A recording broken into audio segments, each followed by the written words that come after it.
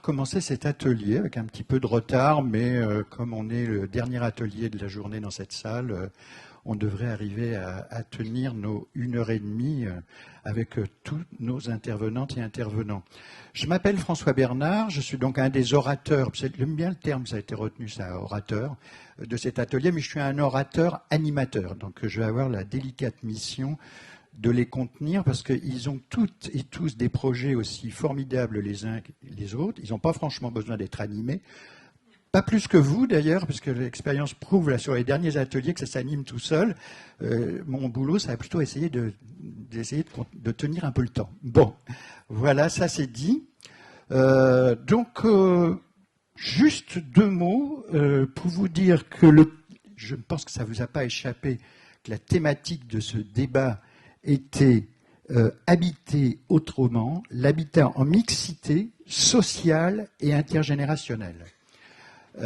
Aujourd'hui, cet après-midi, là sur cette salle, c'est les lieux pour vieillir, quoi. Où pourrions-nous vieillir tranquillement? C'est un peu ça, hein, l'idée. Alors, je voudrais juste, avant de commencer, vous lire ce que le comité de l'organisation du CNAV nous a envoyé. C'est un moment très spécial que nous allons dessiner, écrire, parler, créer ensemble, spécial dans le sens que ceux qui vont s'exprimer pendant ces 3 jours ne vont pas parler en tant qu'universitaires, praticiens, économistes ou autres spécialistes. Non, pendant ces 3 jours, nous allons parler, échanger en tant que vieilles et vieux. Eh bien, cet atelier, ça va être pareil. Ici, il ne va pas y avoir des gens qui ont une formule à vous vendre d'un merveilleux endroit où vous pourriez vieillir. Il y a des personnes qui vont venir vous raconter pourquoi ils ont envie de créer des lieux. Alors en fait, on a 3 catégories de lieux là, qui sont là. On a un projet, on a 2 personnes qui sont sur des projets.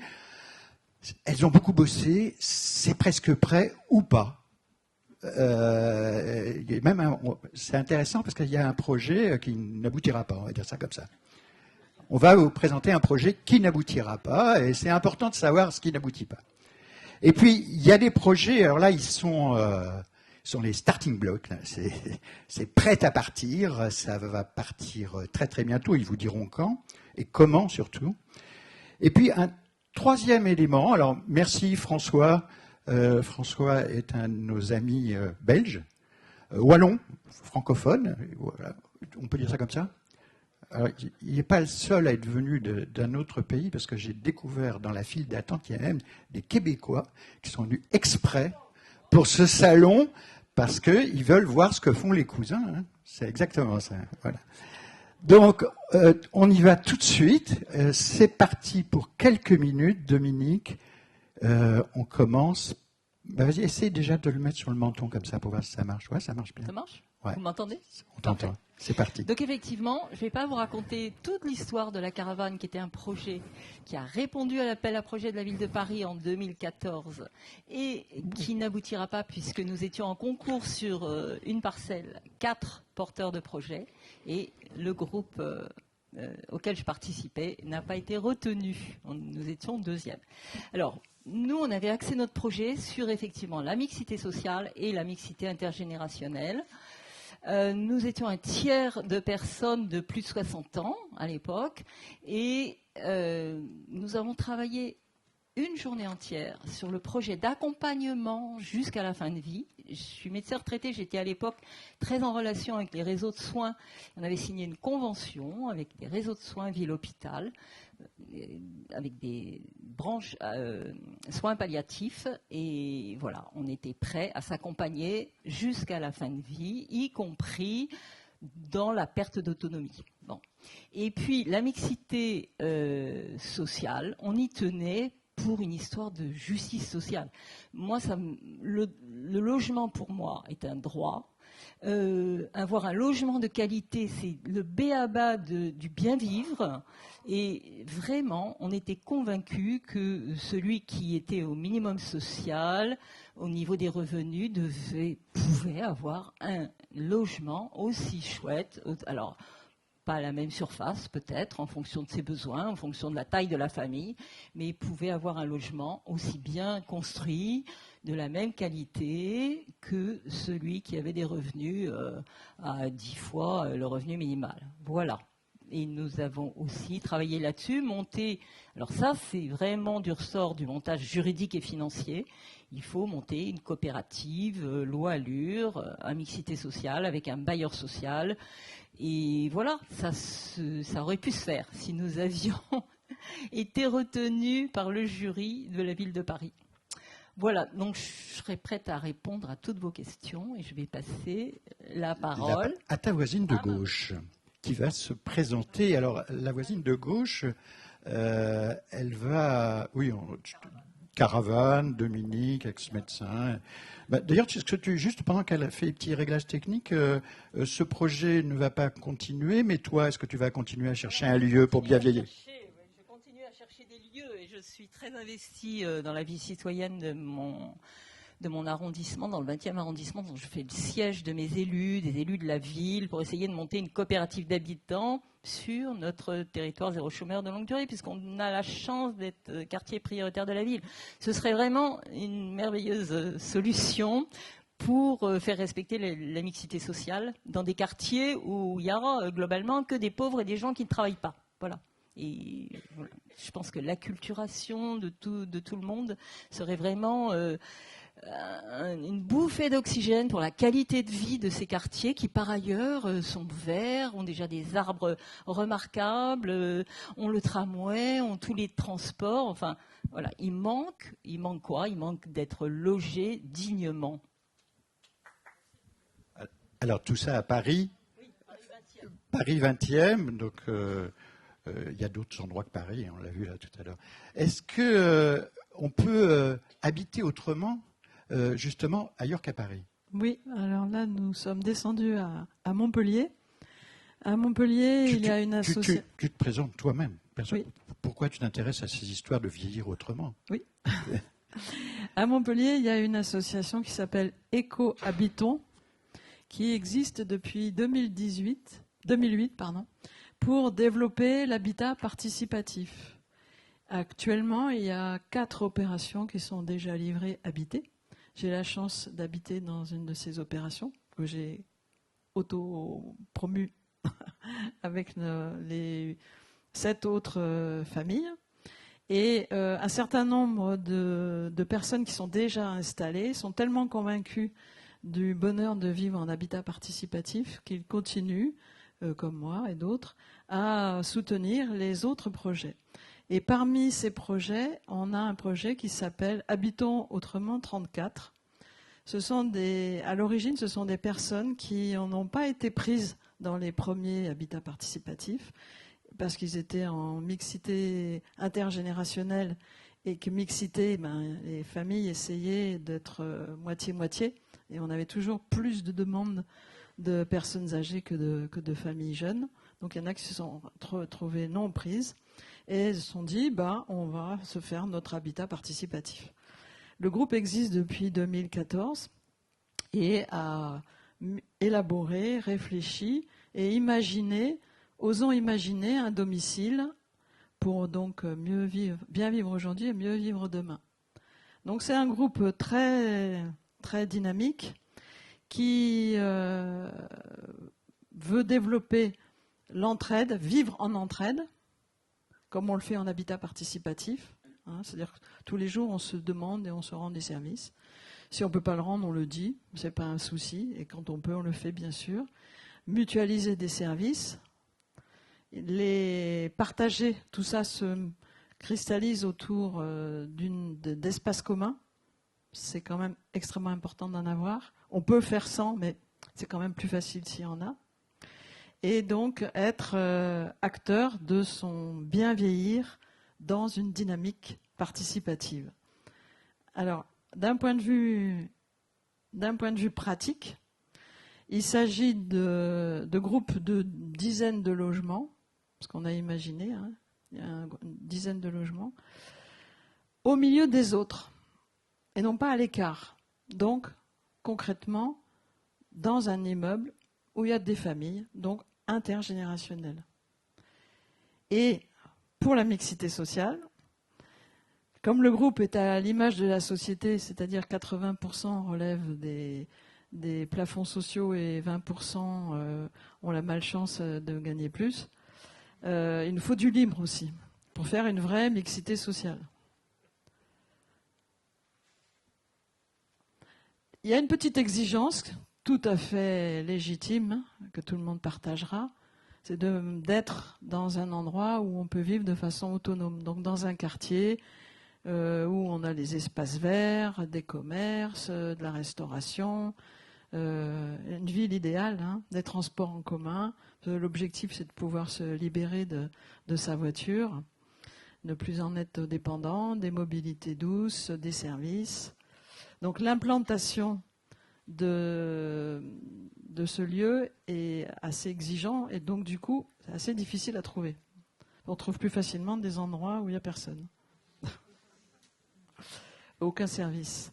Et donc dans ce quartier idéal, enfin ça existe quand même, être dans un immeuble, donc, alors le dessin représente bien, dans un immeuble ordinaire dans lequel il y a une dizaine de logements réservés aux personnes âgées. Et après... Et combien d'autres logements? Combien? Une dizaine? Alors, les autres? Le reste, après, on ne sait pas, hein, mais il faut qu'il y en ait d'autres. Alors, simplement, après des années et des années de taper aux portes, de recherche auprès des bailleurs, auprès des élus, auprès des promoteurs, le groupe a gagné plusieurs concours sur l'aspect novateur, ce qui a donné un peu de moyens financiers pour mieux communiquer.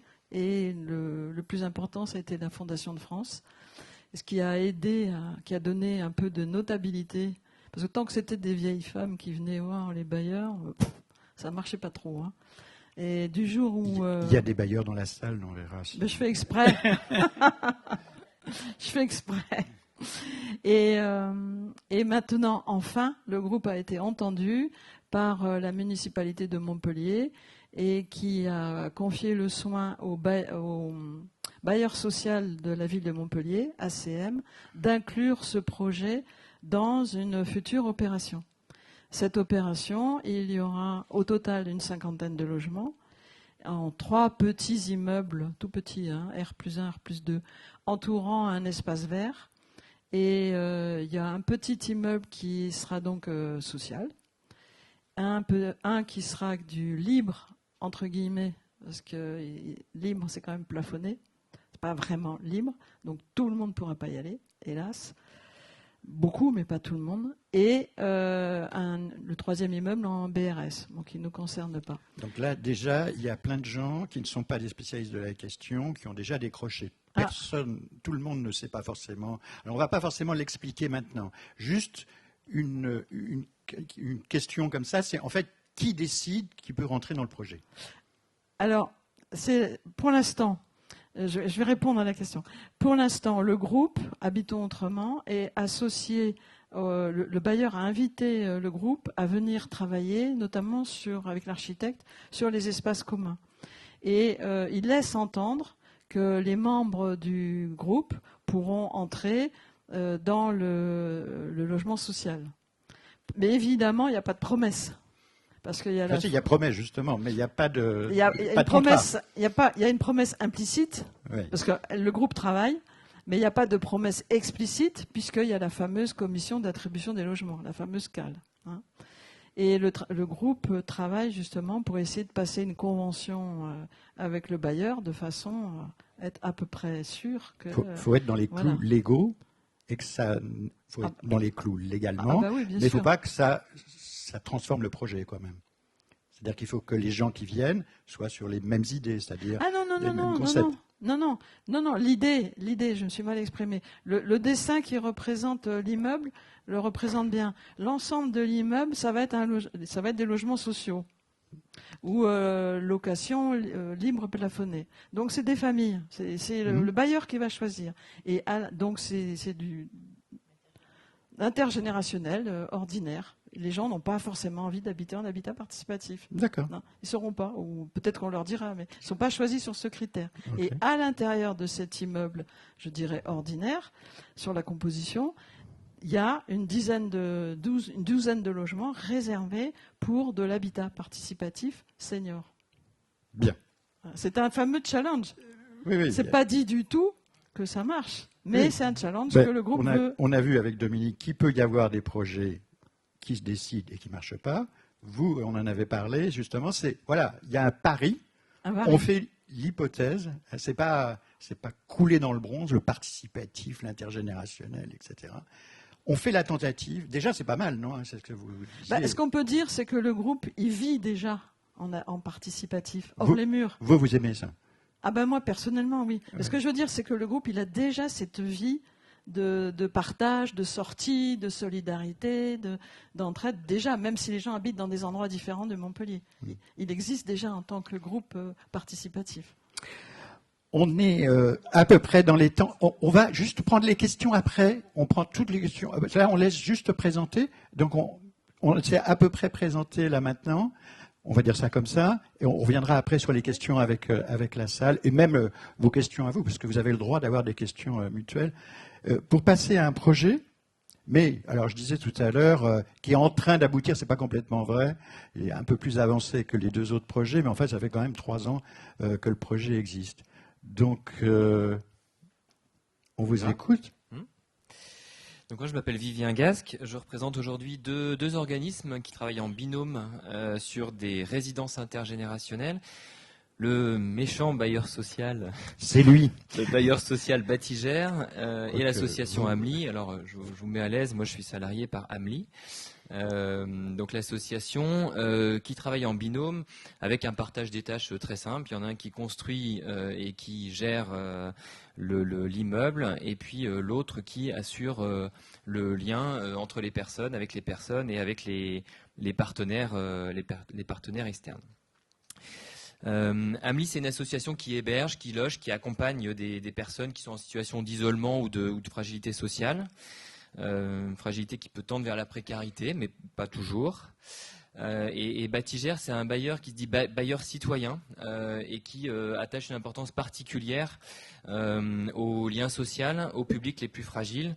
Et c'est un peu à ce titre-là aussi qu'il est présent dans des événements comme celui-ci, où on pense l'évolution du logement et on se projette sur des besoins qui sont avérés, mais qui ne trouvent pas encore forcément toutes les réponses dans la société. Ou alors il y a des réponses, mais elles méritent d'être développées. On a, alors au niveau de Batigère, juste, je gagne un petit peu de temps pour la suite, parce qu'on a beaucoup de points communs entre nos projets, donc je vais pouvoir aller plus vite sur le projet, mais peut-être dire un petit mot aussi de Batigère et puis du travail qui a été fait depuis quelques années sur un référentiel qui s'appelle Bien vieillir.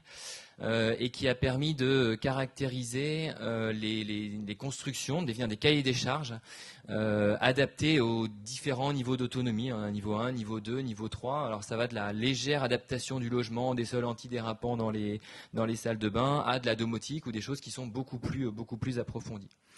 Et puis on a expérimenté, Batigère a expérimenté dans des programmes neufs, 4 programmes en 2022-2023 dans l'Est de la France, où est le siège, entre la Moselle et la Meurthe-et-Moselle.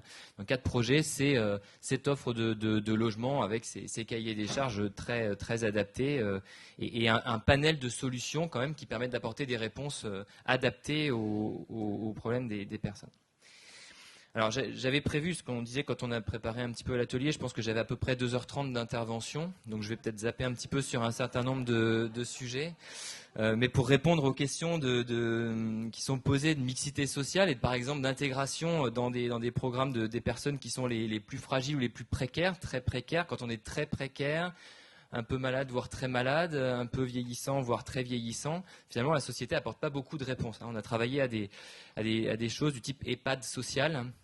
Il n'y a pas énormément de choses qui se font aujourd'hui dans la société, mais je passe là-dessus puisque on n'a que 2 heures.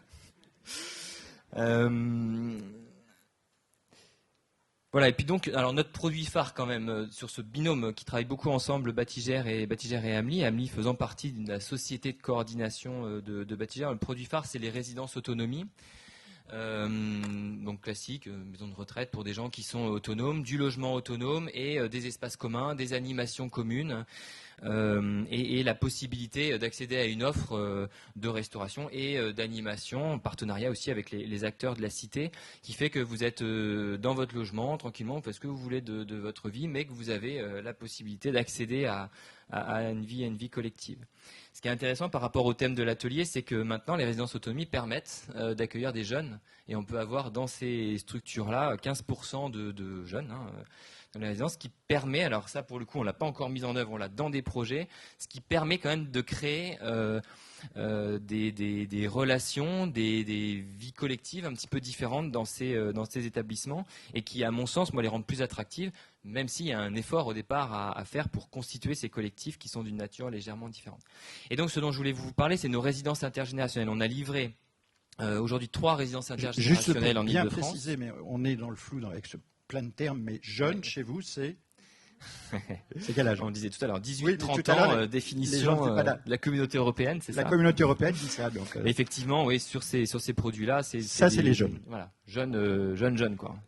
Moi, je ne comprends pas comment on peut pas être jeune jusqu'à 44 ans pour ce qui me concerne. Non, moi, vous avez moins de 18, votre définition. Moins de 18, c'est une vraie question. Hein. Il y a des jeunes de moins de 18 ans qui ont besoin d'habiter quelque part. Hein. C'est ça, ouais.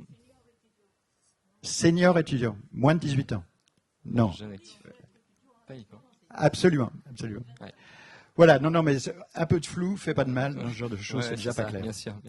Et c'est important aussi d'avoir du flou pour avoir dans les projets, de flou sur les grandes directives, pour pouvoir avoir dans les projets une réponse la plus adaptée aux besoins du territoire et aux relations partenariales qu'on va pouvoir avoir avec les acteurs locaux, collectivités, associations. Donc 3 résidences intergénérationnelles livrées aujourd'hui sur des principes assez proches de ce qu'on a entendu à l'instant. Donc aujourd'hui à Noisy-le-Sec, Houille et Ferrières-en-Brie en Ile-de-France. Demain à Clichy-sous-Bois pour rester en Ile-de-France, mais aussi à Lyon, Nancy et sans doute d'autres communes sur lesquelles on a aussi d'autres projets moins avancés. Notre organisation sur ces résidences, c'est ce qu'on a vu à l'instant, une salle commune, c'est vraiment l'essentiel. Et on a ensuite une personne sur place, coordinatrice en l'occurrence, mais ça peut être des coordinateurs d'animation et de projets intergénérationnels. On a 3 axes d'intervention, un axe collectif où on va organiser des temps conviviaux, sympathiques, au moment de la galette des rois, au moment de Pâques, au moment de Noël, etc. Et où on va avoir des ateliers de sensibilisation à telle ou telle grande cause. Ça permet au passage de se mettre d'accord sur la façon de gérer le local poubelle, ce qui peut avoir certains atouts, et puis de mettre du sens aussi sur ces espaces ou sur ces actes du quotidien, par exemple en faveur de l'écologie. Un axe collectif, un axe individuel aussi. On accueille des seniors qui peuvent avoir dans certains moments, notamment liés à la météo, le grand froid ou au contraire la canicule, des fragilités particulières. On va prendre soin particulièrement des personnes qui sont les plus avancées en âge et donc peut-être les plus fragiles dans ces moments-là, en allant les rencontrer. C'est tout bête, hein. On va frapper à leur porte, demander si tout va bien, et puis s'il y a quelque chose qui ne va pas bien, contribuer éventuellement à essayer de régler le problème. Ces stratégies d'intervention au moment du confinement, ça a été déterminant. Hein. C'est-à-dire on a constaté des situations qui étaient à la limite de la catastrophe, et on a la fierté, je pense, de pouvoir avoir sauvé au moins une vie d'une personne qui était au bord du désespoir, sans chauffage et puis sans alimentation, et puis par ailleurs tout un tas d'autres situations beaucoup moins dramatiques, mais sur lesquelles un coup de fil, frapper à une porte, ça peut contribuer très très largement à régler des problèmes. Un troisième axe qui est donc en plus de ces interventions en collectif, en individuel, c'est le lien avec la cité. C'est-à-dire que ces espaces, ces lieux ne sont pas des lieux fermés qui fonctionnent en vase clos. Et pour nous, ce qui est très important, c'est de pouvoir échanger avec l'environnement. On avait travaillé avec une école de design à Nancy, l'école de Condé, et on avait travaillé sur nos résidences et autonomie, nos lieux intergénérationnels, sur la façon de concevoir les espaces.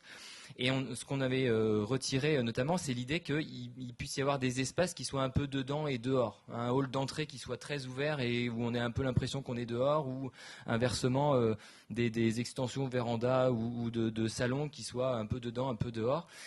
Symboliquement, d'abord ça peut être agréable, et puis symboliquement, les partenaires extérieurs, les voisins se sentent plus facilement autorisés à entrer, et les résidents se sentent un peu plus libres de sortir pour aller faire des activités à l'extérieur, hein, ou de l'engagement bénévole par ailleurs. Donc ça, c'est vraiment très important. On pilote tout ça avec un comité de pilotage où on associe les partenaires. Il ne reste plus que 2 minutes. Très bien. Et ben, je vais terminer sur deux idées fortes. La première, c'est que ce qui est important pour nous, c'est pas simplement d'avoir de l'activité que nous allons administrer d'en haut et avec effectivement cette présence humaine et ce niveau d'intervention qui peut dessaisir les personnes présentes de leur projet. Un de nos objectifs dès les premières années de mise en place, c'est de constituer un collectif de personnes qui va être interlocuteur, mais qui va s'approprier suffisamment le projet pour pouvoir durer dans le temps. Ces niveaux d'intervention dont je parle là sont supportables quelques années dans le modèle économique classique d'un bailleur qui finance sur ses fonds propres tout ça. Et donc l'idée, c'est qu'on puisse constituer du collectif qui permettent ensuite d'animer, de continuer de mener des projets en s'appuyant sur la mise à disposition de la salle, etc. Et puis que le niveau d'intervention ensuite du bailleur ou de l'association, ce soit de relancer le collectif quand il y a besoin, mais qu'en fait les choses fonctionnent en s'appuyant sur des gens qui ont plus envie. Avec une petite clé quand même, c'est que souvent quand on constitue ces collectifs ou dans ces résidences-là, vous avez une personne ou deux très emblématiques. Et puis si au bout de 7 ou 8 ans, la personne très emblématique disparaît, change et devient moins autonome, enfin pour une raison ou pour une autre, il faut être capable de rebondir. Et donc c'est là qu'on réinvestit encore dans l'intervention humaine et qu'on est présent à nouveau et qu'on réanime et on réintervient jusqu'à reconstituer encore du collectif autour d'une ou deux personnes ou plus, c'est toujours beaucoup mieux.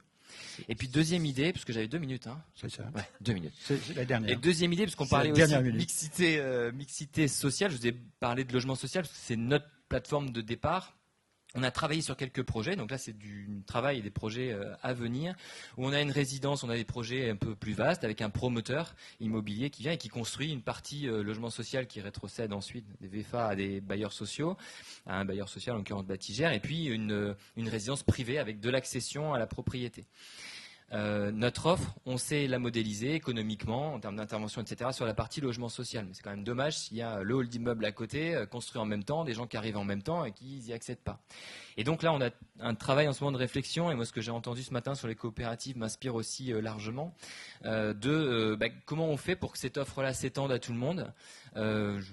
C'est très clair, hein, quand on a un animateur, quelqu'un et des forces humaines en présence, à un moment donné, il faut payer. Donc il y a un modèle économique, il faut voir qui paye et à quel moment.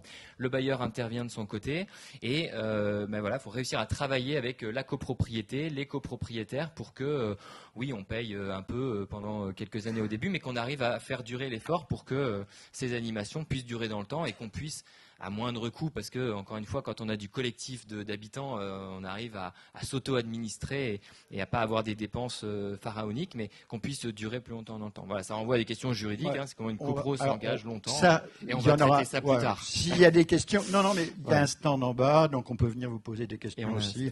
Alors, juste pour vous dire, voilà ce que ça fait 10 minutes. Bernard et François. Alors eux, ils sont dans une situation tout à fait intéressante sur la participation, la co-construction, quelque chose, etc. Parce qu'ils vont intervenir à 2.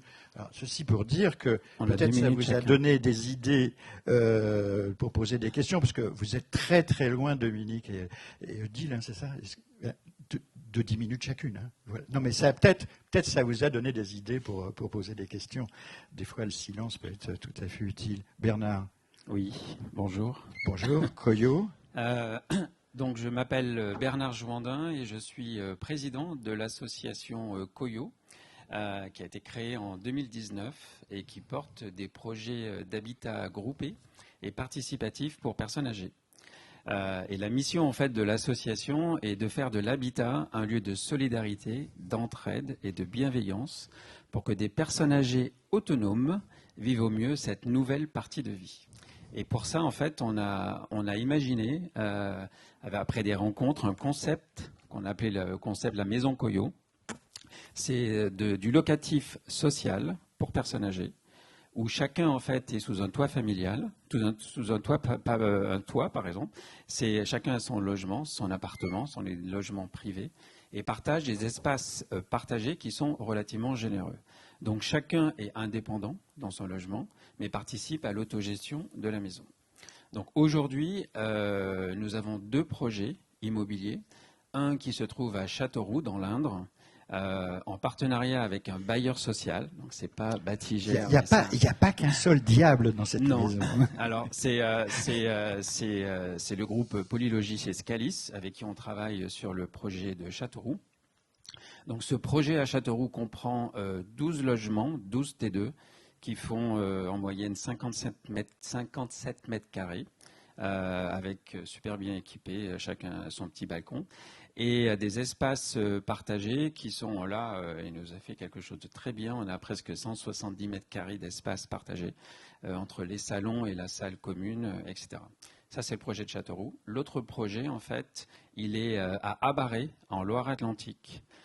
Et là, le portage est différent. En fait, il est porté à 30 km de Nantes. À 30 km dans le nord de Landes. Oui, merci de le préciser. Et là, il est porté en fait en propre, c'est-à-dire qu'on a créé une structure, une coopérative, une SIC, la SIC Koyo, en fait, qui sera propriétaire et gestionnaire de la maison Koyo de Abaré. La maison ici, elle comprend 9 logements T2. C'est toujours des T2 en général. Et tous les logements sont identiques en taille et en agencement. Ici, on est sur autour de 50 mètres carrés. Et les espaces partagés, on est sur une centaine de mètres carrés d'espaces partagés. À rajouter, en fait, je dis souvent, parce que le thème, c'est l'intergénérationnel. Absolument. Donc, la maison Koyo, en fait, elle est bigénérationnelle. Et mixité sociale. Et mixité sociale, j'y arrive. Donc, la maison Koyo, en fait, elle est bigénérationnelle dans la tranche des seniors, c'est-à-dire qu'on va de 60 ans à 90 ans. Et nos projets, en fait, s'intègrent dans des programmes plus vastes et plus larges. À Châteauroux, par exemple, le bailleur construit 100 logements. Nous, on en prend 12. Mais l'ensemble, en fait, est d'une centaine de logements. Et à Barré, en fait, là où on est propriétaire, on construit 14 logements et 5 seront dédiés, en fait, à des jeunes familles. Donc là, en fait, on est sur une mixité sociale et générationnelle sur l'ensemble de nos projets.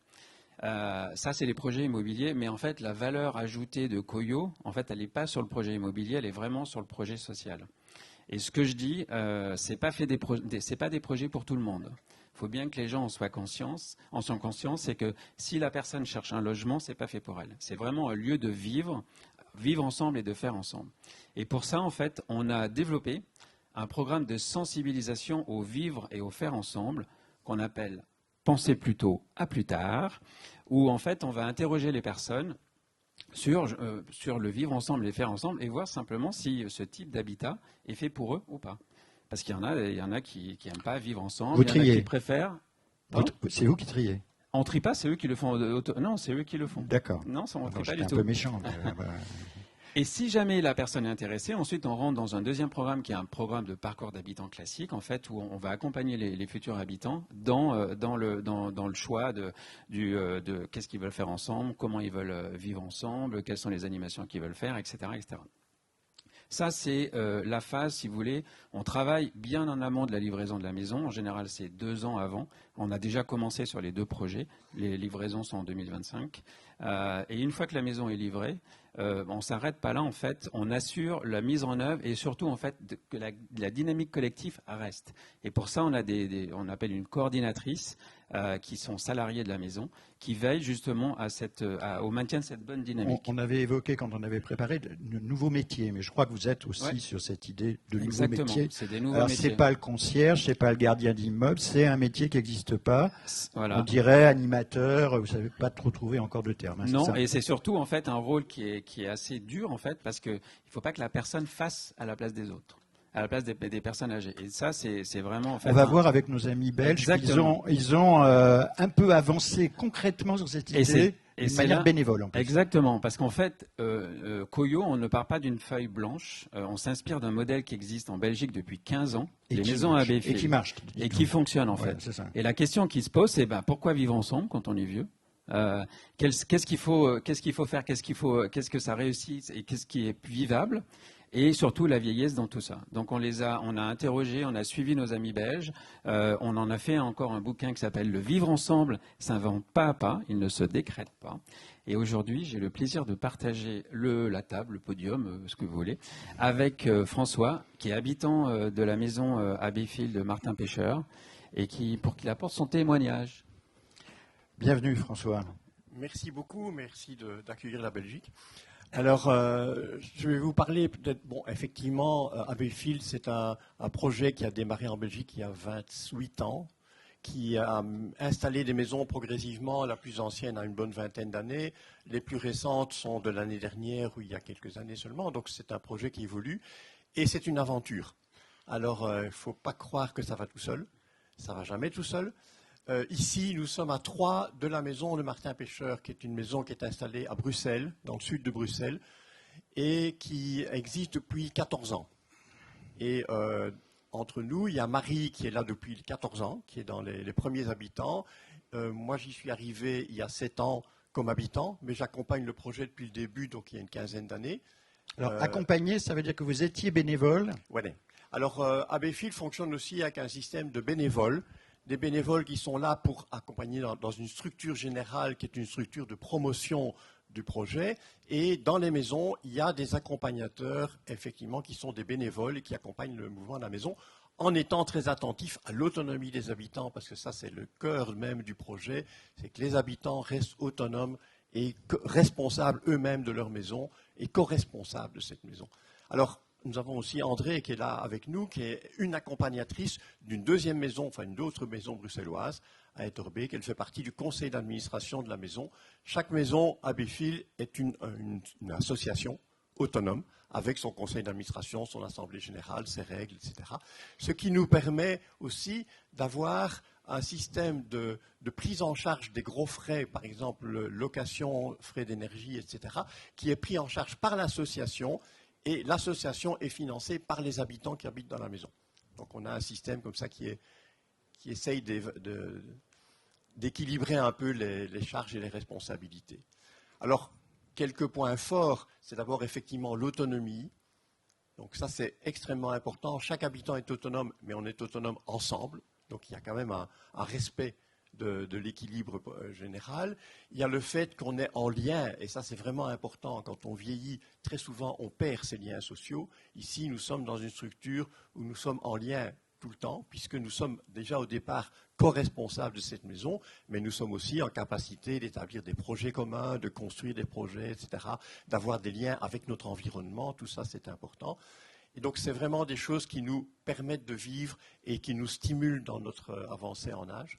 Alors, c'est un travail. Il ne faut pas croire que ça va tout seul. On a dit tout à l'heure vieillir tranquillement. Non. C'est tranquille, paisible, mais ça demande de l'effort. C'est pas toujours paisible. Hein, faut aussi se dire. On dit toujours nos amis wallons sont très paisibles, mais c'est pas vrai alors. Non, c'est bon. Ici, on est bruxellois. Donc ça pardon. Excusez-moi. J'ai cru. Non, mais je vous dis, merci la précision. C'est chaque fois une aventure. C'est-à-dire que chaque maison a sa vie aussi, a son aventure, a ses façons de rencontrer des difficultés, des défis, et on est là-dedans et on les construit ensemble. Dans le témoignage que Bernard apporte à travers ce petit fascicule, c'est ça aussi qu'on explique. C'est qu'on est dans un travail perpétuel entre nous, qui est un travail joyeux, hein, dans la mesure du possible. On s'amuse quand même pas mal. Hein. Je crois qu'on a de temps en temps des grands moments de Elle en rit plaisir. encore. Mais oui, Françoise est une des animatrices de la maison. Elle apporte beaucoup de choses. Mais on a le plaisir de se retrouver ici, chez nous en tout cas. Dans la plupart des maisons, il y a 2 repas en commun par semaine à peu près. Chez nous, on a choisi d'en avoir 5. Alors voilà, c'est ambitieux, mais en même temps, c'est un plaisir de se retrouver le soir. C'est un moment où on peut partager aussi des choses qui sont parfois des choses tout à fait anodines, mais c'est le moment de se rencontrer, de se retrouver, de se dire tiens, on est bien ensemble, voilà, des choses comme ça. Donc c'est vraiment une construction qu'on fait ensemble, et Marie pourra témoigner qu'en 14 ans, ça ne s'est pas fait tout seul, que les premières années ont été difficiles, que voilà, il fallait trouver ses marques, il fallait trouver son rythme, il fallait trouver ses modes de communication, parce que vous vous trouvez avec des personnes qui ne sont pas les mêmes, avec qui on va établir des liens, qui vont sentir les différentes sensibilités, les points parfois de fragilité. Hein. Certains d'entre nous, et bon, presque la plupart, on a quand même des endroits où on est un peu plus sensible que les autres, quand ça chatouille ou ça pique un peu, et donc on doit le savoir, et c'est comme ça qu'on construit aussi notre vie commune. Un des grands avantages qu'on a, et ça c'est vraiment important pour nous, c'est un atout, nous travaillons en cooptation. C'est-à-dire que quand quelqu'un vient habiter chez nous, eh bien, on lui demande de faire un parcours avec nous, de prendre des contacts, de rencontrer les gens, de venir faire un stage de 15 jours. Et après le stage, ce sont les habitants qui décident si cette personne viendra habiter ou pas. Et donc c'est exigeant évidemment pour la personne qui est candidate, c'est exigeant pour les habitants, parce que décider d'accepter ou pas accepter quelqu'un, c'est pas évident du tout, ça demande beaucoup de sensibilité, de critères, etc. Et on essaye de le faire ensemble. Donc ça veut dire aussi, c'est un moment de décision commune, qui est un moment délicat, mais important. Mais ça nous fait grandir. Voilà, c'est tout. Merci François. On en reparle. Alors, je vais faire une entorse à ce qui a été prévu, mais en fait c'est fait pour ça, de faire des entorses, parce que je ne peux pas résister au plaisir d'interpeller un peu nos amis québécois qui sont là. Juste quelques mots, si vous êtes bien d'accord pour le faire. Je vous dis peut-être que vous n'avez pas envie, mais juste parce que je pense que c'est intéressant ce qui s'est passé entre Bernard, François. C'est aussi cette idée de globaliser les idées, de pas rester même si on a un produit phare, même si on a un modèle économique qui se tient, etc. D'avoir des idées encore plus imprécises que celles qui ont pu être dites par ailleurs, hein, des idées aussi imprécises que la solidarité. On ne sait pas trop ce que c'est. Déjà, on avait démarré avec l'intergénérationnel, la mixité sociale. On en rajoute au fur et à mesure du débat. Est-ce que vous êtes d'accord pour nous dire quelques mots sur qu'est-ce qui vous a motivé à venir nous voir? Je vous passe un micro.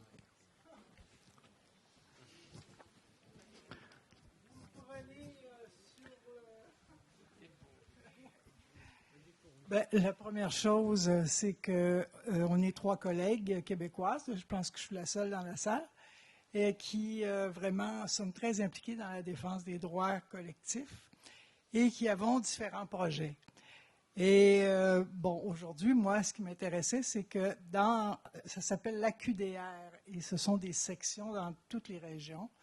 Et nous, on a un projet dans le cadre, suite à une recherche-action sur l'agisme dans notre territoire, on a un projet d'hébergement avec une mixité sociale et intergénérationnelle. Maintenant, on n'a pas beaucoup de ce modèle-là présentement au Québec, en tout cas que je connais. Et puis, il y avait tout l'ensemble du colloque qui m'intéressait, la curiosité aussi qui nous intéressait de venir voir qu'est-ce qui se passait, pas du colloque, mais du contre-salon. Pour moi, c'est toute une différence.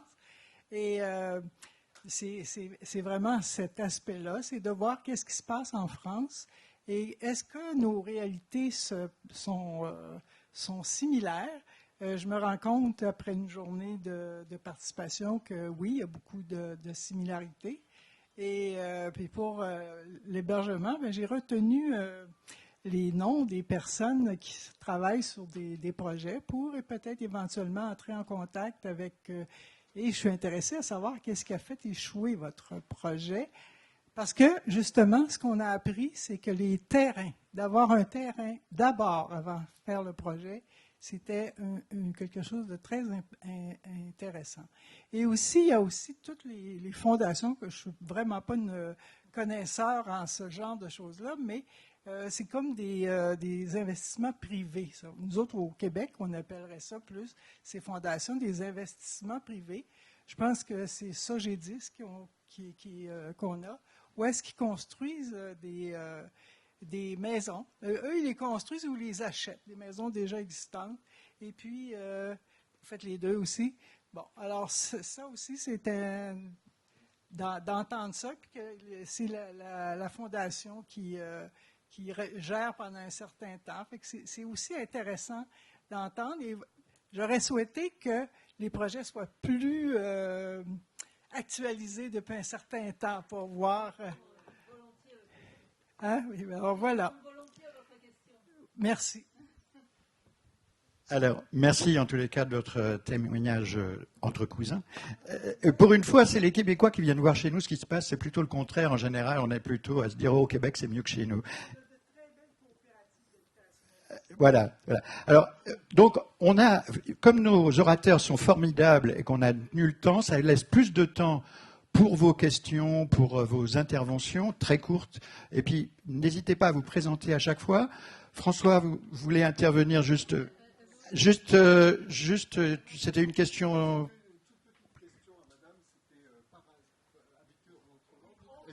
Est-ce que c'est un hasard qu'il n'y a que des femmes ou est-ce que c'est comme cette assemblée quasiment proportionnellement, et je ne parle pas de la tribune qui elle reflète bien le patriarcat, mais je parle de l'assemblée où il y a beaucoup plus de femmes que d'hommes. Et donc c'était ma question, est-ce que c'est un hasard ou c'est une volonté?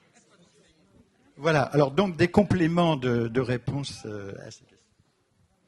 C'est un hasard. De temps à autre, il y a des hommes qui passent à Habitons Autrement. Et quand ils voient l'énormité du travail... Voilà, ça c'est dit, François. Il y a des questions à poser, de toute façon. Donc, pour répondre à la question de l'échec du projet, nous étions en concours. Appel à projet de la ville de Paris avec 4 gros projets sur une même parcelle. Et le groupe projet auquel j'appartenais est arrivé second, mais pas premier. Pour vous donner une idée tout de même, tout ça, ça se passait de 2014 à 2016 pour le résultat du concours. Et le groupe qui a gagné le projet, qui s'appelle UTOP, n'a toujours pas emménagé dans ses murs. C'est-à-dire que l'immeuble n'est pas totalement fini de construire. Pour vous expliquer qu'à Paris, tout est compliqué au niveau du foncier, peut-être comme chez vous, mais encore plus. C'est-à-dire que la parcelle était... on nous avait demandé d'imaginer 2 modèles financiers. Un avec un foncier qui soit en bail emphytéotique et un avec un foncier qui soit... au mi-prix du foncier à Paris. C'est-à-dire qu'à l'époque, il était à 10 000 €, c'était il y a 10 ans, et là, on l'avait imaginé à 5 000 € le mètre carré. Voilà. Et c'est pour vous dire qu'on était dans l'imprécision. Et en plus, nous avions choisi un bailleur social qui n'était pas Copimo. Il y a peut-être des gens de Copimo ici maintenant, mais je ne les connais plus. Et c'est, en fin de compte, il y avait 3 parcelles comme ça. 3 parcelles avec 4 projets sur chaque parcelle. Et c'est Copimo, c'est le bailleur qui a gagné les projets en fin de compte. Nous avions choisi un bailleur qui était connu en Ile-de-France, mais moins connu à Paris, qui était intéressé pour... Voilà. Ce qui a expliqué... Parce un peu technique quand même. On rentre dans une technicité importante. Mais non, je ne crois pas. Je pars du principe que vous avez déjà eu 3 ateliers sur l'habitat participatif. C'est ça. Non, mais par rapport à la mixité, moi, c'est ça qui me préoccupe plus dans cette histoire, parce que forcément, techniquement, entre le Québec, il y a des différences. Mais cette question. Pour finir mon histoire, on a modifié les règles du jeu, si je puis dire, tout au long de l'obtention du permis de construire, puisqu'ils ont fini par transformer cette parcelle en office foncier solidaire. La ville de Paris a 10 000 m² d'office foncier solidaire à Paris, dont cette parcelle de 720 m², 750 m². Et sur cette parcelle d'OFS, Office foncier solidaire, donc le principe c'est la dissociation du bâti et du foncier, et la coopérative qui se construit dessus est une coopérative HLM. Donc il n'y a pas de mixité sociale. Les gens rentrent en dessous des plafonds sociaux, voilà, du PLS. Et donc à Paris, il n'y a que ça, ou du bail réel solidaire, qui est de l'accès à la propriété pour les classes moyennes. Encore une fois, là, trop pauvre, vous ne rentrez pas, trop riche, vous ne rentrez pas non plus. Donc c'est un souci à Paris de faire comprendre aux élus qu'il pourrait y avoir autre chose. Il pourrait y avoir des coopératives à forte mixité sociale, avec des gens qui acceptent de payer leurs redevances et leur loyer 2 fois plus cher que ceux qui ont les revenus inférieurs. Enfin, voilà. Pour répondre à votre question. À Paris ? Alors, des interventions, je vais passer le micro jusque là-bas.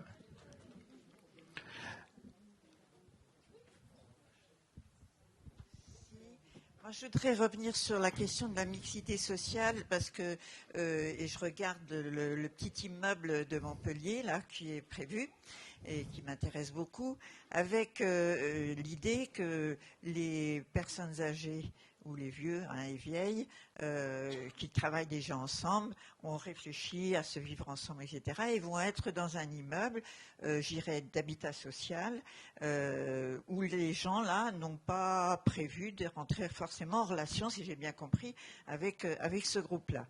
Bon, j'ai une petite expérience de vie dans l'habitat social et avec le rêve de mixité qu'on est un certain nombre, je pense, à partager depuis très très longtemps. Je pense aux expériences à Grenoble, il y a déjà plus de 40 ans, où on a construit des immeubles où il y avait dans le même immeuble des gens de fortunes différentes, de niveaux sociaux différents, etc. Avec cette belle utopie, mais il faut croire aux utopies, que ça va pouvoir bien se passer. Dans le réel, je pense avoir une bonne expérience dans tous ces domaines-là. Dans le réel, c'est extrêmement difficile. C'est pas évident de faire vivre des gens dans le même immeuble, de milieux sociaux différents, d'âges différents, etc. Et là, moi, j'aimerais bien rentrer dans cet immeuble-là, ça c'est clair. Mais j'aimerais bien que les autres habitants soient associés au projet aussi, parce que sinon, très honnêtement, je n'y crois pas.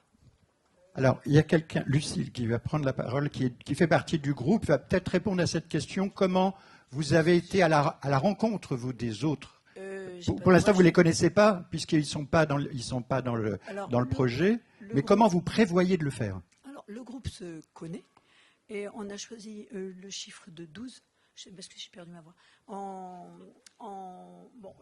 On veut faire des groupes de 10, 12, pas plus. Mais c'est important d'avoir ce nombre-là pour créer une dynamique de groupe. On compte beaucoup sur l'entraide déjà entre nous pour bien vieillir. Et en même temps, ça crée une dynamique et on a une certaine force pour aller vers nos voisins. Et pour nous, on pense que ce sera beaucoup plus facile de proposer, puisqu'on a une salle commune qui sera ouverte. On souhaite que cette salle commune ne soit pas uniquement pour nous, mais soit pour l'immeuble, enfin pour les immeubles, puisqu'on aura 3 petits immeubles, que cette salle commune soit ouverte et qu'on puisse faire.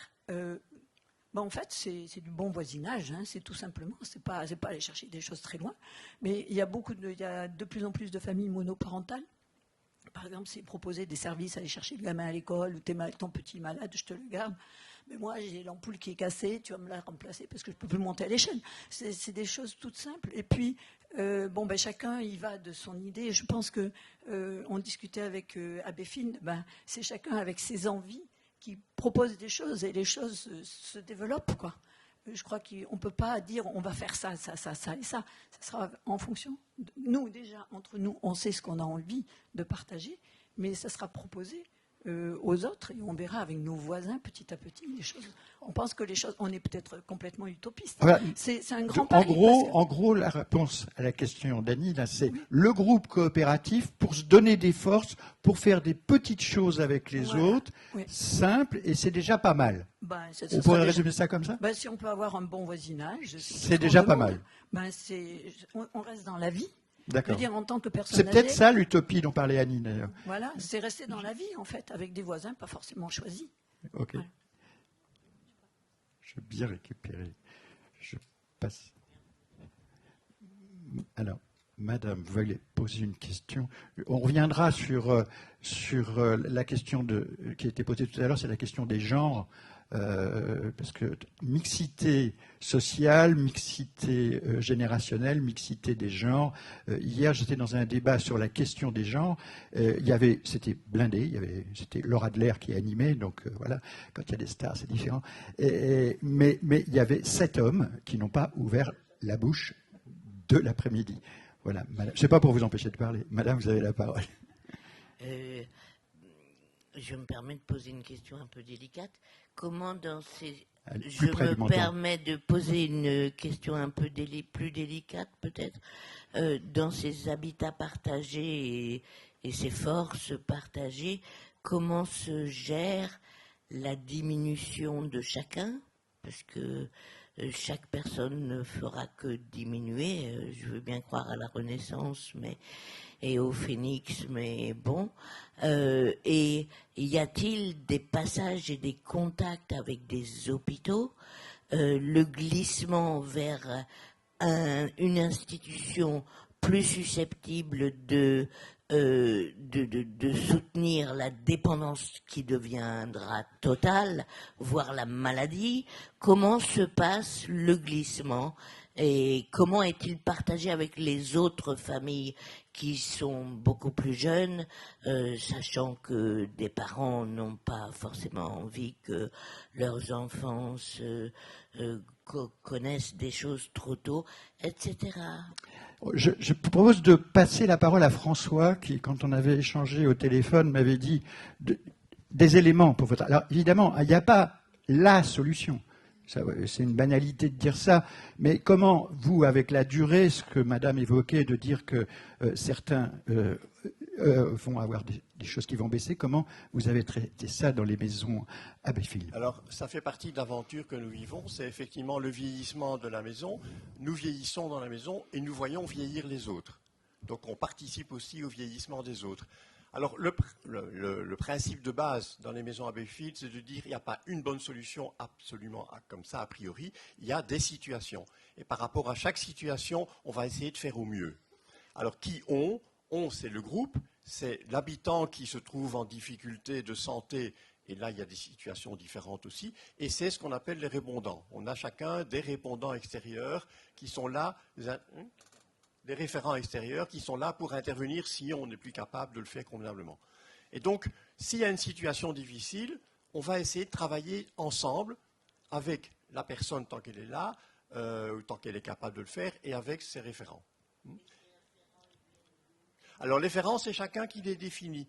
Quand quelqu'un rentre dans la maison, on lui dit « tu nous donnes les adresses de au moins 2 personnes de référence ». Il faut préciser, François, peut-être que les maisons Abbeyfield dont vous parlez, que vous connaissez, sont à Bruxelles. Non, il y en a 10 en Belgique. Hein, oui, mais à Bruxelles, les problèmes... Oui. Je ne sais pas, peut-être que c'est différent, la France et la Belgique. Est-ce que le manque de médecins en pays rural, par exemple, est aussi criant qu'en France? Bruxelles, je pense que ça va, on a ce qu'il faut. En fait, en général, les maisons Abbeyfield sont plutôt proches de centres urbains. On n'a pas des grands territoires. La Belgique est un petit pays. Hein. On n'a pas de grands territoires avec des absences de support médical. Donc là, il n'y a pas vraiment cette difficulté-là. Mais alors, dans le déclin des personnes, il y a 2 situations différentes et assez fortement différentes. C'est soit le déclin physique, et alors là, on a la possibilité de faire appel à des aides à domicile. Nous ne sommes pas des soignants dans la maison, nous sommes des accompagnateurs et des bons voisins, hein, plus que des bons voisins, mais nous ne sommes pas des soignants. Et donc, si quelqu'un est en difficulté physique, il peut faire appel à des aides extérieures. On a eu chez nous une habitante qui a vécu jusqu'à 90 ans dans la maison. Elle n'était pas en bonne santé depuis plusieurs années. Elle était aidée par des soins externes et ça se passait bien pour elle et pour nous. Mais elle est décédée dans la maison. Et donc là, il n'y a pas eu d'intervention particulière, sauf cet accompagnement bienveillant jusqu'à la fin de la vie. Par contre, quand on se trouve devant un déclin cognitif, c'est plus compliqué. Parce qu'un déclin cognitif, ça veut dire que c'est quelqu'un qui perd ses repères, mais qui aussi perd ses capacités ou certaines capacités de lien avec les autres. Alors ça interroge un peu plus. On a d'ailleurs travaillé dans la maison chez nous parce qu'il y avait une des habitantes qui était entrée dans un déclin cognitif. Et on s'est dit, tiens, comment est-ce qu'on fait par rapport à ça? Comment est-ce qu'on peut réagir? On a travaillé avec un organisme extérieur qui nous a permis de réfléchir ensemble et de trouver les meilleures attitudes possibles par rapport à ça. Alors bon, c'est un problème qui s'est résolu malheureusement assez vite. C'est quelqu'un qui est entré dans une sorte de glissement et qui, au moment où elle allait partir à l'hôpital pour avoir des examens médicaux, pour faire le point de la situation, a fait un arrêt cardiaque dans l'ascenseur. Voilà. Elle a terminé sa vie. On s'est dit quand même quelque part, c'était presque un choix de sa part de dire ça suffit. Vous voyez, donc les situations sont très variables et il n'y a pas une solution comme ça. On essaye de trouver ensemble la meilleure solution pour chaque cas. Mais il y a des maisons où des habitants sont partis en maison de repos, enfin en ce que vous appelez les EHPAD, parce que leur situation demandait un environnement plus serré. On a eu chez nous un habitant qui avait un cancer de la plèvre et qui a décidé lui-même de repartir en hôpital pour être soigné au niveau de sa douleur, parce que la douleur ne pouvait plus être soignée à domicile. Voilà. Donc c'est chaque fois des situations différentes. Alors c'est précisément ce qui anime tous ces débats, c'est vieillir où, mais jusqu'où. Jusqu'où. Alors juste, je vais en profiter parce que tout à l'heure, François, vous aviez évoqué que, si je ne me trompe pas, madame est animatrice, je ne sais pas comment on dit, travaillait et faisait la coordination dans une des maisons. Comment on vous appelle? C'est André. C'est André. Est-ce que vous est volontaire dans la maison d'Etterbeek. Est-ce que vous voulez nous dire 2 mots sur comment vous voyez votre action? À quoi vous servez? À quoi je sers? Eh bien, je dirais, je sers quelque part à écouter les habitants et à les accompagner dans les situations particulières. On vit une difficulté dans la maison ou on vit un événement joyeux. Et donc, c'est l'occasion pour les habitants, quand c'est nécessaire, de faire appel à quelqu'un qui va développer des idées, proposer des pistes, de manière à sortir un peu de l'entre-soi. Parce que dans une maison, on peut aussi créer de l'entre-soi qui parfois est un peu bloquant. Et donc, les personnes qui sont très intéressées par le vivre ensemble, que sont les bénévoles extérieurs, peuvent effectivement, eux, de l'extérieur, avoir des idées fantastiques, et donc proposer parfois de l'innovation dans la façon de voir les choses. Au fond, on est parfois un éclairage différent. Quand on est entre soi, on ne voit pas les choses de la même manière que quand on peut les regarder de l'extérieur. Je dirais que en gros, c'est ça. D'accord. Et vous-même, vous habitez où? J'habite dans un habitat intergénérationnel en dehors de Bruxelles, mais je suis depuis 13 ans volontaire d'une maison à Béful plus spécialement, et aussi dans la coupole plus générale de promotion du projet. Juste avant que vous posiez votre question, je voudrais poser une question à Vivien et Bernard, parce qu'on en a parlé, hein, je veux dire, ce nouveau métier. Alors vous, c'est un métier bénévole, pourquoi pas.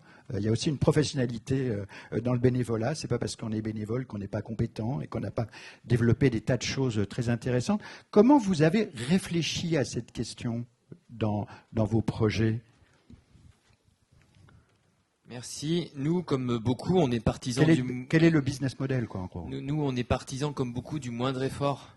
Et comme notre association est composée d'abord de travailleurs sociaux, notre premier axe de réflexion, ça a été de se demander quelle était la plus-value que pouvait apporter un travailleur social diplômé. Et c'est comme ça qu'on a créé cette première fonction de coordinatrice intergénérationnelle, une travailleuse sociale qui a une fibre particulière pour le collectif, l'animation du collectif et de véritables compétences d'animation, mais aussi un peu de métier pour pouvoir accompagner des situations individuelles et pour pouvoir traiter, tout bêtement, des questions d'accès aux droits. Parce que l'avancement dans le vieillissement, c'est aussi l'accès à des nouveaux droits. Tous les machins où on ne comprend rien. Là, les formulaires bleus, jaunes, machin, où effectivement on ne comprend rien. Mais quand on en arrive au formulaire, c'est déjà qu'on a connaissance du dispositif. Et donc on a déjà gagné quelque chose et peut-être qu'on a déjà fait le plus dur. Mais il faut déjà avoir connaissance de l'existence du formulaire et donc du dispositif. Donc voilà, on apporte ça. On ne va pas forcément aller complètement faire à la place de la personne les ressources. Et puis on a en France un magnifique système social avec des assistantes sociales départementales qui peuvent peuvent arriver, accompagner des situations. Mais en tout cas, sur l'amorçage, le lancement, la mise en relation avec les bonnes personnes, le porter à connaissance de dispositifs, là, on a effectivement amené un certain niveau de professionnalisme dans le modèle aujourd'hui. Et donc, effectivement, c'est une personne qui est salariée de l'association. Et ce que je disais tout à l'heure, c'est que voilà, il faut trouver le modèle pour le faire. Aujourd'hui, ce qu'on fait, c'est que pendant 3 à 5 ans, le bailleur est capable de financer sur ses fonds propres cette dimension d'animation. Voilà, il le pense dans son modèle en amont. Et puis après, si on veut durer plus longtemps, d'abord, il faut en atténuer le niveau. Et donc, il faut ouvrir les bénévoles, les collectifs d'habitants, voilà, pour qu'on ait à intervenir simplement ponctuellement ou de manière être facilitateur plus que faire voilà. Alors, Madame disait, c'est gardien d'immeuble, je m'appelle Bernard. Comment trouve-t-on des travailleurs sociaux ayant appétence à la coopération, la solidarité, Je vais répondre etc. déjà à ta question avant. C'est ça.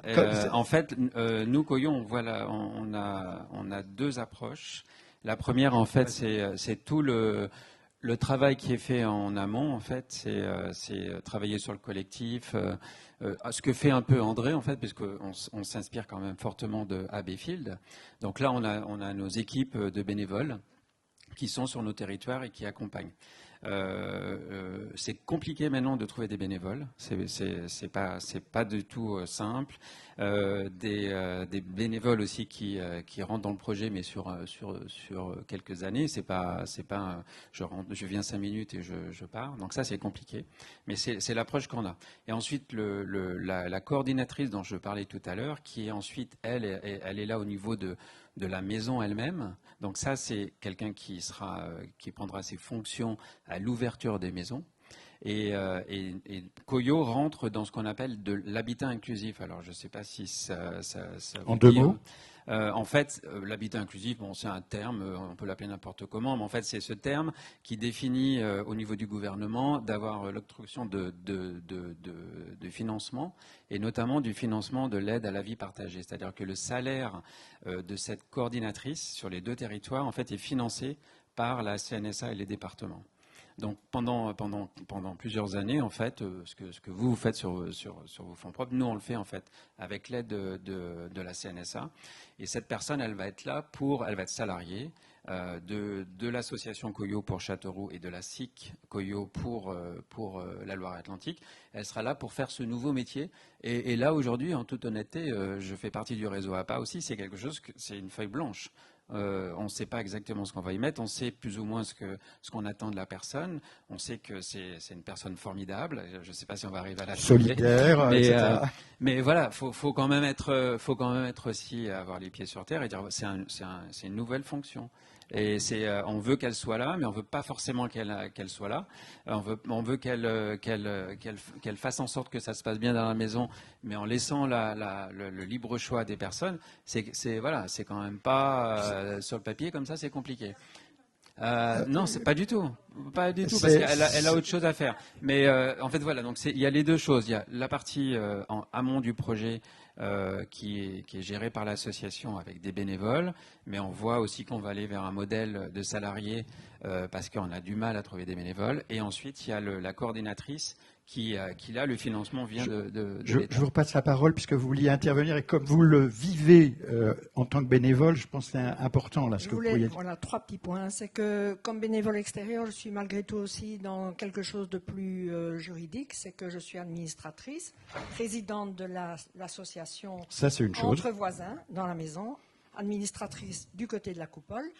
Et je voulais rajouter que la personne qui est décédée aux soins palliatifs a été accompagnée, malgré que c'était la période du Covid, par un habitant qui a recueilli son dernier soupir. Et je trouve que ça mérite d'être souligné.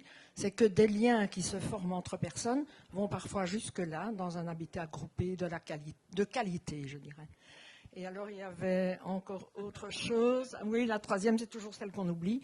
Mais quand même aussi, dire que quand tu t'es adressé à celle-ci, c'est parce qu'elle a reçu de la part de François le titre d'animatrice et que Françoise Elle a plein d'idées.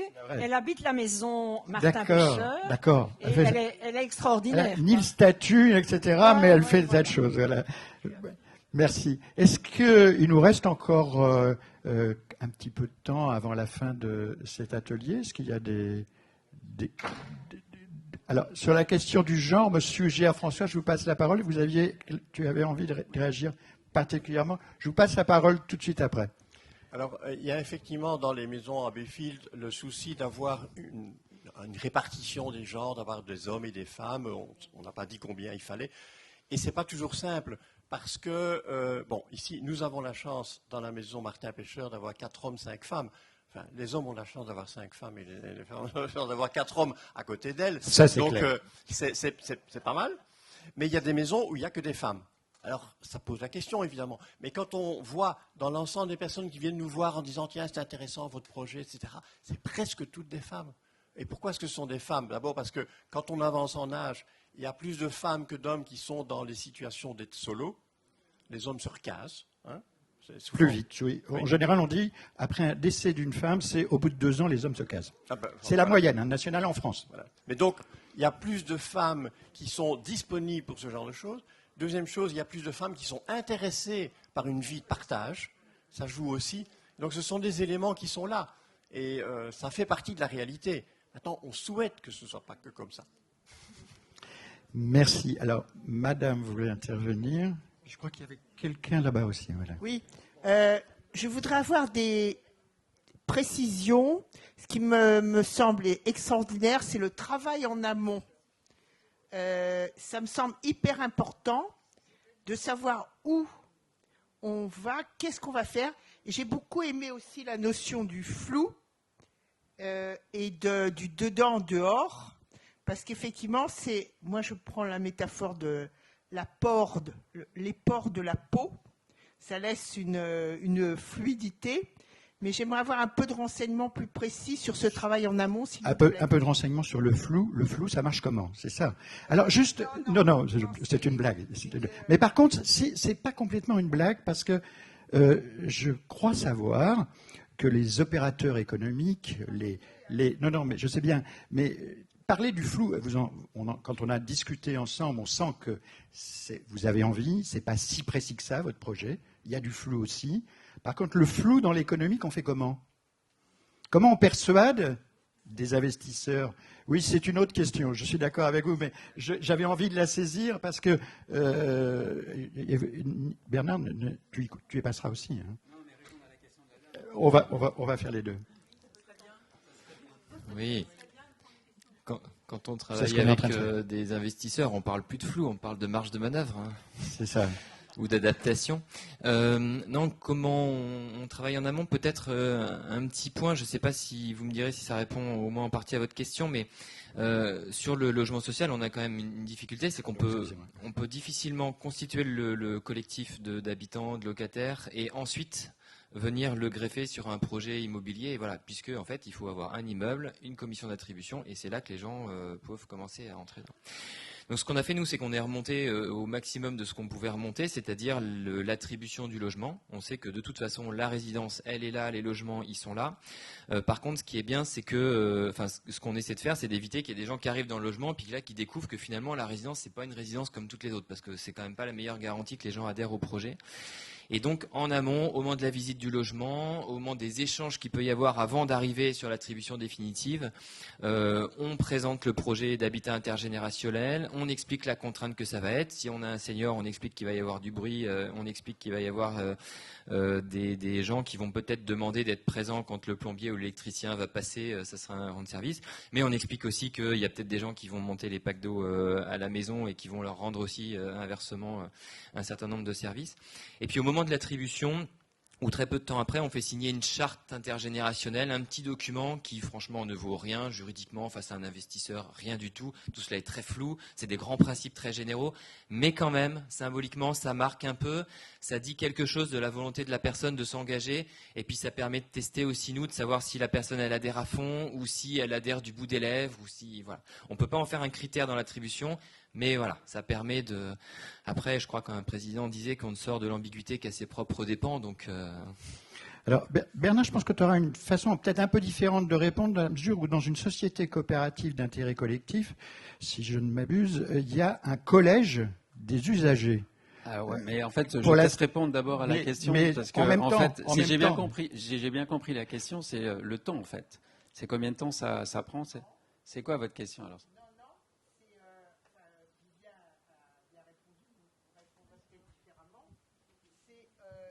Concernant les désirs, les souhaits des potentiels futurs habitants, ouais. C'est cette rencontre entre ce que vous proposez et les aspirations, les demandes, pour que ça colle, justement. Alors, moi, je propose rien, en fait. Non, c'est que moi, je propose rien. C'est le collectif qui va décider ce qu'ils veulent faire. Il y a le projet immobilier, ça c'est une chose, mais après le projet social, c'est de laisser en fait du temps au collectif de se construire. C'est pour ça qu'on travaille bien en amont, au moins 2 ans, 3 ans avant la livraison. Et on leur donne, en fait, je dis souvent, la liberté dans le cadre, c'est que nous, on donne un cadre, mais c'est le collectif qui va décider combien de fois ils veulent se réunir, comment ils veulent communiquer, comment ils veulent prendre les décisions. C'est eux qui le font. Moi, j'interviens pas du tout là-dessus. Ça, c'est la chose. Mais c'est important de le dire. Il y a 9 maisons à Bayfield, 9 maisons qui sont totalement différentes. Elles ne se ressemblent pas. Et c'est ça qui est intéressant dans ce modèle-là, c'est le collectif qui fait la force. Il y a 2 habitants qui partent, 3 qui sont décédés, les 3 qui sont arrivés, en fait, ont changé le jeu. Et c'est ça c'est pas un produit en fait, on est sur de l'humain. Et c'est l'humain qui fait son collectif. C'est pas autre chose. Je pensais que vous parliez en fait du temps qu'il fallait pour monter ce type de projet. C'était ça, je pensais que votre question. Ça peut être une question aussi. Non, mais on sait quand on commence, c'est comme l'habitat participatif. On sait quand on commence, on ne sait pas quand on finit en fait. Et en général, il faut 7 ans pour lancer un projet. Et encore, moi je suis porteur de projet, c'est-à-dire que c'est livré clé en main. Donc j'ai cette force entre guillemets. C'est vraiment une force, c'est que quand je me présente à des investisseurs ou à une mairie, je suis une personne. Alors que quand c'est un collectif, ils sont plusieurs. Et ça, en général, les gens n'aiment pas trop, quoi. Quand il y a plusieurs personnes. C'est ça votre réflexion sur les vieilles dames qu'on n'aimait pas trop voir. Et encore des vieilles dames, c'est encore pire. Donc ça, c'est la chose. Et deuxième chose, la chose que je voudrais rajouter, c'est que ces projets, moi, les 2 projets que j'ai, ne sortiraient pas si j'ai pas l'appui fort des politiques. Et ça peut être un appui simplement en fait d'être là, pas forcément financier ou autre, mais sans cet appui-là, on ne fait pas ces projets-là. Ça, c'est alors, si on prend vos 2 projets, on voit que les politiques sont très différents entre Châteauroux et Nantes. Ah oui, c'est même pas une question de couleur politique. Hein. Non, ça n'a rien à voir. C'est pas une question de couleur politique. Madame, vous vouliez poser une question, une intervention. Est-ce que vous pouvez... De la dynamique de groupe et de la vie en groupe. Moi, j'appartiens à un groupe de travail qui est dans le 13e arrondissement, Génération 13, adossé à Génération 13. Et on a commencé à regarder les exemples existants. Et très souvent, les gens mentionnent, les groupes d'habitants disent « nous sommes gérés par la sociocratie ». Et je n'ai pas du tout entendu prononcer ce mot-là aujourd'hui. Les gens sont corrects, là, madame. Non, mais je veux dire, est-ce que c'est habituel? Est-ce qu'il y a de la sociocratie dans les autres projets, sauf Paris, puisque vous connaissez. Alors, ça vient d'être un peu dit au Martin Pêcheur. Alors. Sociocratie à Paris ou pas? Nous avons mis 18 mois à monter notre projet et bien sûr, nous étions formés à la communication non violente et à la sociocratie. Et l'intelligence collective, les coopératives d'habitants reposent un peu ou prou toutes sur... Alors, sociocratie, c'est un peu excessif, on n'aime pas trop. Mais ça sera abordé dans le deuxième contre-colloque du CNAV l'année prochaine. Alors, qu'est-ce que vous vouliez? Vas-y. Alors, nous nous inspirons dans notre fonctionnement de la sociocratie, qui est un outil que nous utilisons, et par exemple, de façon très concrète, dans les décisions communes. Il y a un mode de prise de décision qui est proposé par la sociocratie, qui est le processus par consentement, mais qui demande un gros travail d'élaboration du projet, de recueil des difficultés rencontrées, etc., de réaffirmation. Donc ça nous a demandé, on est encore en plein dedans, pas mal de travail d'élaboration de l'outil. Et au départ, non, on l'a appris. Hein, la sociocratie est venue par après, comme on se donne des outils aussi, on est aidé par une association extérieure qui s'appelle Habitat et Participation et qui nous propose des outils de gestion commune. Et donc c'est ça aussi qui est intéressant, c'est qu'on évolue, on grandit. Et je voudrais rajouter, c'est que, imaginez à Châteauroux ou en Loire-Atlantique, arriver avec ce terme-là, je pense que là, ils partent tous en courant, quoi. Et c'est pour ça que c'est intéressant de ce que François a dit, c'est que c'est venu après, en fait. C'est dans leur fonctionnement. Et peut-être qu'ils reviendront en arrière, peut-être qu'ils choisiront autre chose. Il ne faut surtout pas vouloir imposer des choses. Ce que disait Madame, en fait, c'est on propose différents moyens de prendre des décisions. Ça peut revenir à la même chose que démocratie ce que vous dites. Quand même, non Évidemment, mais ce que je veux dire, c'est que c'est le groupe qui va s'approprier ces outils et ensuite, une fois qu'il les aura pratiqués, parce qu'en parler comme ça dans un colloque, ça c'est bien, quoi, mais le vivre et le pratiquer, c'est autre chose, et ben, ils décideront ils voudront continuer ou pas. On est quand même un certain nombre à s'être rendu compte que dans les colloques, on n'en parlait pas tant que ça quand même. Non, mais bon, c'est... Vous allez avoir le mot de la fin, ou plutôt la question de la fin, parce que si vous ne voulez pas être en retard au prochain événement qui a lieu à 5 heures, il faut prévoir le temps de descente de l'escalier. Ça va être quelque chose. Vous avez la parole. Je vais essayer d'aller rapidement. Pour dire les choses, je m'appelle Dominique et je fais partie du projet Habitons Autrement 34. Je suis très aise de constater qu'il y a des bailleurs qui ont un peu ce projet pour nous. Mais moi, je suis au contre-salon des vieux et des vieilles qui veulent que rien ne se fasse sans leur avis, sans leur position, sans leur pratique démocratique, de réfléchir à leur avenir et de construire les projets, de construire un projet qui réponde à leurs besoins. Et je pense qu'il y a une petite dissonance entre la bienveillance d'un certain nombre de bailleurs et le fait que nous voulons, bien que vieilles, nous voulons construire notre projet avec ce qui sortira de notre imagination.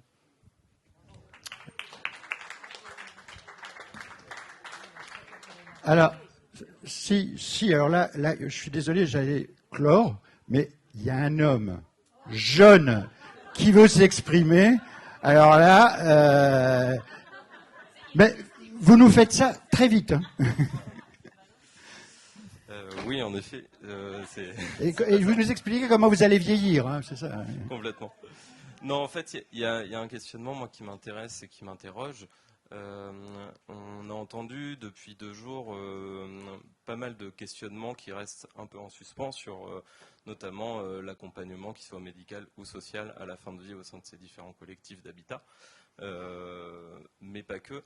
Et du coup, moi, ce qui m'interroge et ce qui vraiment où il y a une grosse question, c'est on a vu qu'il y a des possibilités dans le cadre d'associations du social d'avoir quelques subventions, etc., pour avoir des animateurs, animatrices ou cordos, on peut les appeler comme on veut. On a vu qu'il y avait quelques espaces possibles pour faire des coopérations avec notamment tous les services de soins palliatifs, si on a cette chance sur le territoire d'avoir des services de ce type pas très loin.